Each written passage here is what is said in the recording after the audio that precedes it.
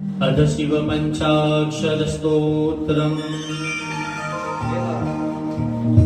नागेन्द्रहाराय त्रिलोचनाय भस्माङ्गरागाय महेश्वराय नित्याय शुद्धाय दिगम्बराय तस्मै नकाराय नमः शिवाय।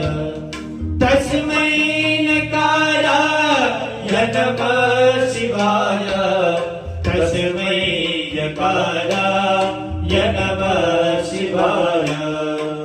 मन्दाकिनी सलिलचन्दनचर्चिताय नन्दीश्वर प्रमथनाथ महेश्वराय मंदार पुष्प बहुपुष्पसुपूजिताय तस्मै मकाराय नमः शिवाय। तस्मै मकाराय नमः शिवाय। तस्मै मकाराय नमः शिवाय। शिवाय गौरी वदनाब्जवृन्द सूर्याय दक्ष वरनाशिकाय श्रीनीलकण्ठाय वृषध्वजाय तस्मै शिकाराय नमः शिवाय। तस्मै शिकाराय नमः शिवाय। तस्मै शिकाराय नमः शिवाय। वसिष्ठकुम्भोद्भव गौतमाय मुनीन्द्रदेवाच्युतशेखराय चन्द्रार्कवैश्वानरलोचनाय तस्मै वकाराय नमः शिवाय।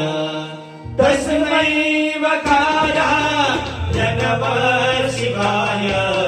तस्मै वकाराय नमः शिवाय। यक्षस्वरूपाय जटाधराय पिनाकहस्ताय सनातनाय दिव्याय देवाय दिगम्बराय तस्मै यकाराय नमः शिवाय। तस्मै यकाराय नमः शिवाय। तस्मै यकाराय नमः शिवाय।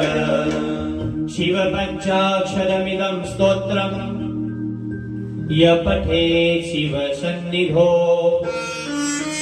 शिवलोकमवाप्नोति शिवेन सह मोदते।